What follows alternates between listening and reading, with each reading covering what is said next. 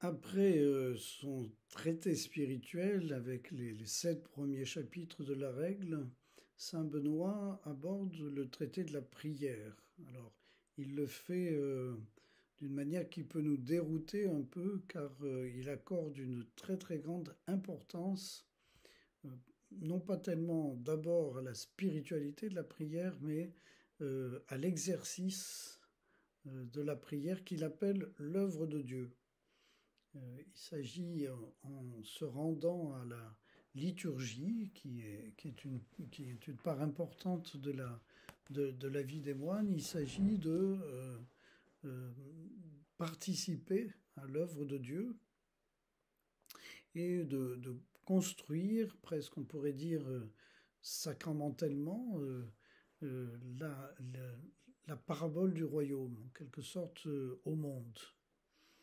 Alors, il passe beaucoup de temps à décrire ce que concrètement sera ce qu'on appelle l'office, les temps de prière. Et nous avons à essayer de ressaisir en quelque sorte ce qui fait l'essentiel dans cette proposition de Saint Benoît au cœur de l'organisation de la prière. Dans le premier chapitre de ce traité liturgique ou de la prière, il y a l'œuvre de Dieu telle on peut la célébrer la nuit. Bon, tout le monde n'est pas enclin, tout le monde n'a pas la possibilité non plus de se mobiliser au cœur de la nuit pour prier des psaumes.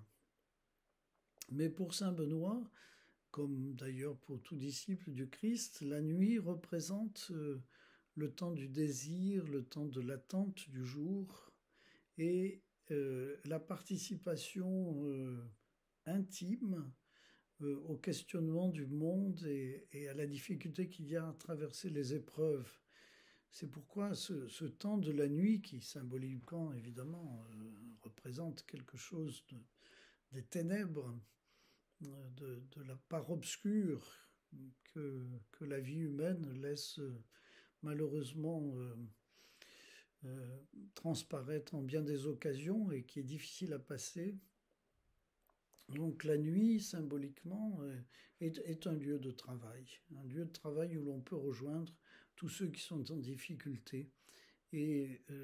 dans cette prière de nuit, souvent on utilise des psaumes qui justement sont quelquefois un peu difficiles parce qu'ils il lâchent le cri de la souffrance du cœur humain et le présente à Dieu en disant on ne sait pas quoi faire. Nous te présentons notre difficulté. Lève-toi, fais quelque chose parce que nous n'avons plus la possibilité de réagir par nous-mêmes. Et Dieu sait si, à travers toute l'histoire de l'humanité, ce cri de la souffrance si insoutenable presque à laquelle nous sommes confrontés monte d'une manière déchirante, euh, presque comme quelquefois une bouteille à la mer, quoi, en quelque sorte. Et donc l'office de la nuit, quel que soit le moment de la nuit, le soir, un peu plus tard, ou le matin de bonne heure, ou au milieu de la nuit, enfin, pour ceux qui ont des insomnies, ou pour ceux qui ont la possibilité de se lever et de se réunir, ce qui est un moment très très beau parce que le silence est d'or et tout est enveloppé d'un grand mystère et il y a comme une espèce de désir de quelque chose qui va advenir, qui sera meilleur, comme le soleil qui se lève, le jour qui vient. Donc même si nous ne sommes pas appelés à une prière littérale de la nuit quand nous ne sommes pas moines,